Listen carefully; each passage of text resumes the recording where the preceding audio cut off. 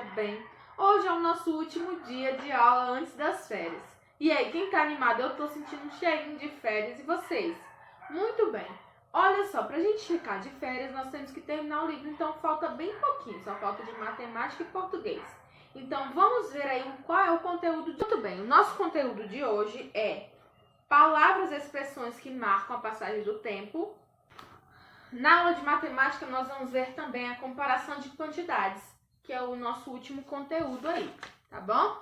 Então, vamos começar aí com a nossa aula de português. Na aula de português, as palavras e expressões, nós temos esse texto aí para a gente ler. Leia esse trecho e grife as expressões que marcam a passagem do tempo. Um predador gigante.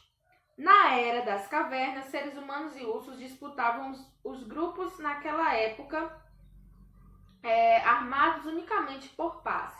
Os humanos não se atreviam a atacar os ursos gigantescos, alcançando 5 metros de altura, aproximadamente o dobro da sala da sua casa. Muito bem, esse trecho aí nós vamos ver aí quais as palavras que marcam a passagem do tempo.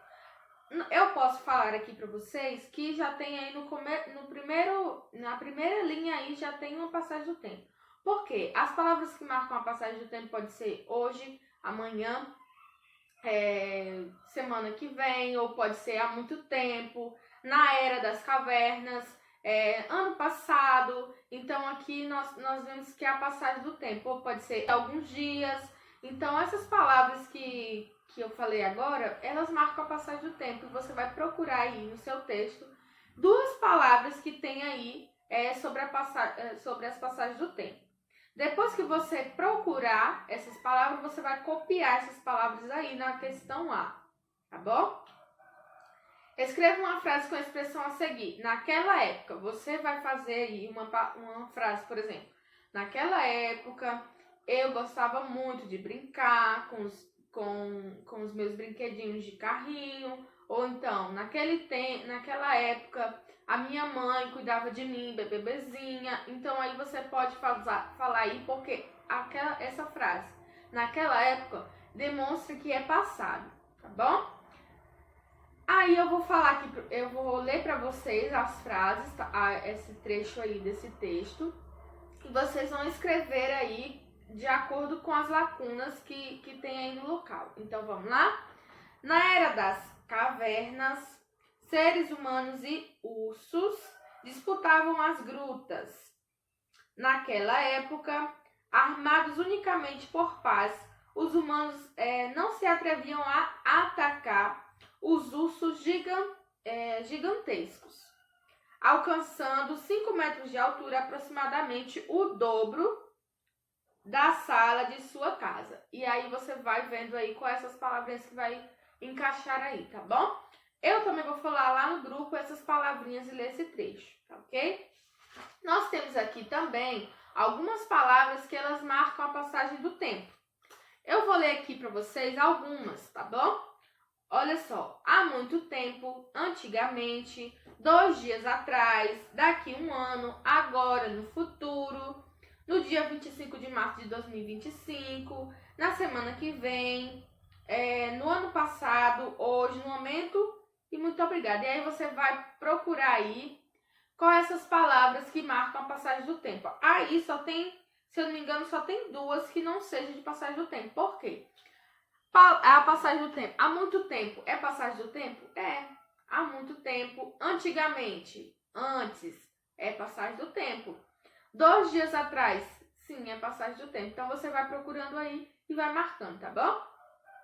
As palavras de expressões aí ilustradas na questão anterior, que foi essas aí, você vai separar elas como presente, passado e futuro. Olha só. Atualmente, as palavras de presente pode ser hoje, atualmente, pode ser no momento, agora, porque presente é o que você está vivendo agora, hoje, atualmente, no momento. Passado é quando há muito tempo, antigamente, 2 dias atrás, no ano passado, tá? Então, passado. O futuro é daqui 1 ano, é o que você vai viver ainda, daqui 1 ano. No futuro, no dia 25 de março de 2025, na semana que vem. Então, presente é o que você está vivendo, passado é o que já passou e futuro é o que você ainda vai acontecer, tá bom? Então, você vai encaixando aí essas palavras de cima nesse quadrinho abaixo, ok? Aqui nós temos também a atividade de português sobre os antônimos. Quem lembra daquela música? Senhor antônimo, me ajuda aqui. Qual a diferença disso aqui para aquilo ali? Senhor antônimo, me ajuda aqui. Qual a diferença? Então, pois é. Aí ela fala alto, baixo. Então, os antônimos é as palavras que têm o sentido oposto. O sinônimo é quando tem um sentido igual e o antônimo é quando tem um sentido oposto da palavra. Então, a 55, que é o texto do jogo do contrário, tá bom? Então, eu vou ler aqui para vocês. No zoológico do contrário, os bichos estão passeando. As pessoas que entram, coisas gozadas vão vendo. Bem no meio do caminho, a gente vai encontrar um elefante preocupado, porque está muito magrinho. Parada no meio da grama, uma zebra sozinha está tentando abotoar seu pijama de bolinha. E lá mais adiante, coisas incríveis de se olhar. Um camelo ensinando um pato a nadar. Mas o pato está de boia com medo de se afogar. Um bicho preguiça dançando com animação. Faz uma cobra espantada levar um... Qual é o que tem de estranho nessa frase? O pato está de boia com medo de se afogar. E aí você diz aí o que está estranho nessa frase. Um antônimo, ela é aquela que tem o sentido ao contrário aí, né? Na verdade, então aqui nós temos algumas palavras na página 56, que é ao contrário. Rápido é ao contrário de lento. Nunca é o ao contrário de sempre. Calmo é o ao contrário de agitado. Cheio é o ao contrário de vazio. No caso aí é o antônimo de vazio. E feroz é o antônimo de manso. Noite é o antônimo de dia. Exemplo aí de algumas frases. Aquela cobra tem corpo comprido. Aquela cobra tem um corpo curto. A escola está aberta. A escola está fechada. Aquele remédio é doce. Aquele remédio é amargo. Então, aí nós temos o antônimo, que é realmente as coisas que são ao contrário. Nós temos também a página 57, que ela vem pedindo para você escrever os antônimos dessas palavras aí. Depois que você escrever o antônimo dessas palavras, você vai completar as frases aí trocando os antônimos delas, tá bom? Por exemplo, aquele lugar é muito frio, pode ser aquele lugar é muito quente. E aí você vai trocando as outras também. Complete as frases com os antônimos das palavras destacadas. A primeira frase aí. Meu peixe não é igual ao seu. Ele qual é o antônimo de igual? Diferente. E assim você vai trocando aí os antônimos aí dessas palavras, tá bom?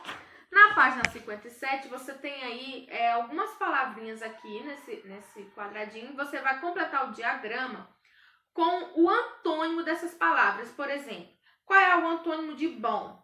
No primeiro, você vai colocar aí o antônimo de bom. No segundo, qual é o antônimo de feliz?